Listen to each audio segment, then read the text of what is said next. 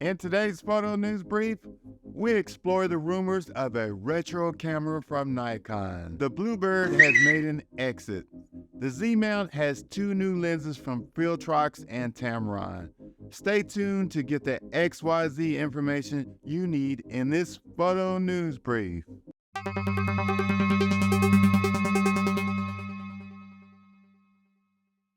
Before we start, I want you to get some free stuff. Yes, free stuff from my sponsor. My sponsor is me, Hughes-Stanton Photography. This is the last week for my 1,000 subscriber giveaway. If you haven't already gone to the link above, then do it to get some free stuff. You'll win things like this camera belt, very versatile if you have cameras. You'll win this battery grip. You'll win this Nikon D5000. This will make a great second camera for casual use or for travel. You can't win unless you go to the link above. I'll also leave the link in the descriptions below. So, win some free stuff. If you watched my previous video, you would know that Nikon is rumored to be introducing a new full-frame retro-inspired ZF mirrorless camera. As for the sensor in this new camera, Nikon just introduced the Nikon Z8 with a 45.7 megapixel sensor from the Z9.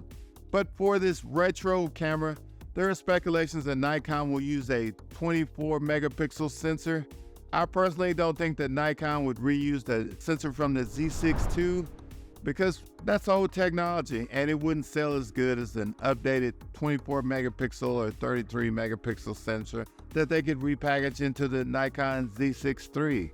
Hopefully Nikon makes this new retro camera a little sturdier than the Nikon ZFC. The plastic feel of this camera made me feel like I had this old Olympic film camera from my old days as a photographer when I was a kid. This looks solid, but it's made of plastic. Nikon is due to announce two cameras this year. The N2137 was registered on June 16, 2023, so a camera announcement around August or September wouldn't be out of the question. Oh yeah, you probably want to know what the price is. Might be in the $2,000 to $2,500 range, leaving wiggle room for the Nikon Z6III in the $3,000 range. Next, let's paint it black and mark it with an X. If you're a Twitter user and haven't used your account lately, you probably wouldn't notice that the Bluebird has made an exit. Get it? Brexit? Exit? Now, if you haven't been around for a while, this is what happened. Elon Musk woke up one Sunday morning and decided he didn't like the way Twitter functioned. So he queried the Twitter followers for a new name. He chose X. If you type in x.com, you're in for a surprise. I dare you to do it. Twitter has a new logo. So why did Elon choose X? I don't know. But it's odd that the new legal name for Twitter is X Core. His first startup was x.com, which became PayPal. Then his son's name is X. There's the Tesla X, the SpaceX, and the XAI. Musk wants the X app to evolve into a super app like China's WeChat. With the WeChat app, consumers can listen to podcasts, shop, watch videos, and look at amazing photographs.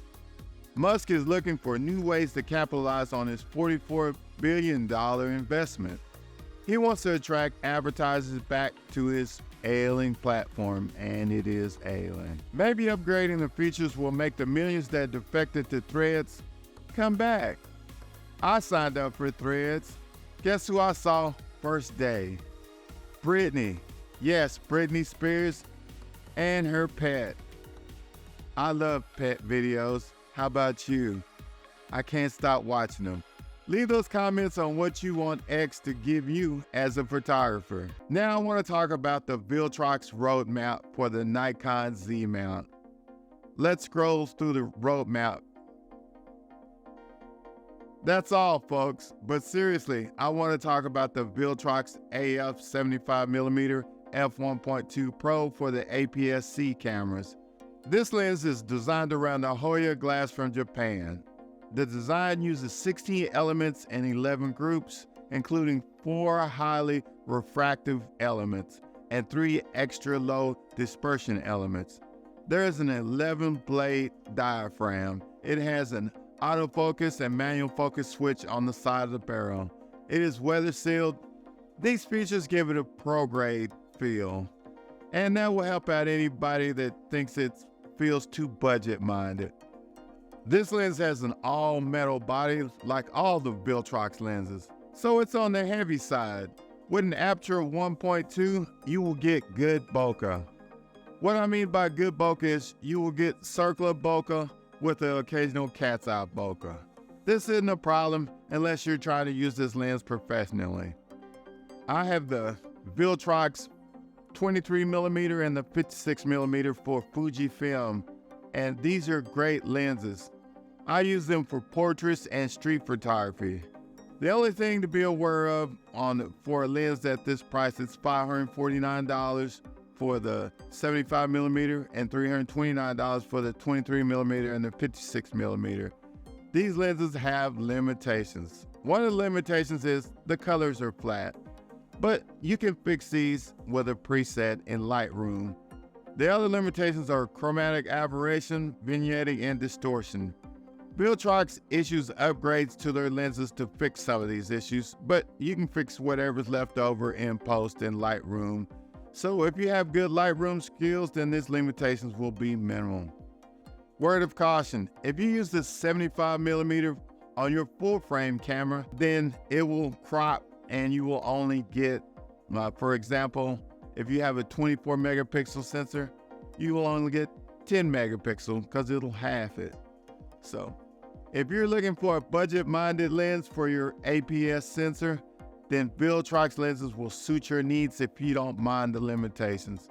If you want to shoot professionally with these lenses and don't mind a lot of finessing of your images in post, then the Viltrox AF 75mm f1.2 Pro for Z-mount cameras won't cost you a pretty penny like an 85 1.4. Please leave those comments if you think Viltrox lenses are worth the hassle. Let's talk about another third-party lens maker for the Z-mount. Tamron is announcing the development of a 35 to 150mm f2.0 to 2.8 zoom lens for the Nikon Z mount. This full-frame zoom lens is available for Nikon Z shooters. Tamron states this is the world's first mirrorless zoom lens with a maximum wide-open aperture of f2 for the Nikon Z mount cameras. Now, that's a bold statement if I ever heard one. Tamron hadn't released specs, but there is an E-mount version for Sony that has a minimum focus distance of 33 centimeters at the wide end and 85 centimeters at the full tele end. This lens touts the following features. It's f2 to 2.8 aperture zoom lens. It's a great zoom for portrait and travel photography. At 35 millimeters, it's wide enough for landscape photography, and at 150 millimeters, users can get those awesome close-up shots. Think about the bokeh from this lens. Can you just see it? The lens will have a fast, quiet motor for high-speed autofocus. You need that in today's world of hybrid shooters. We all want quiet lenses for video. It's a necessity. Included will be the Tamron lens utility to expand the possibilities of still photography and video.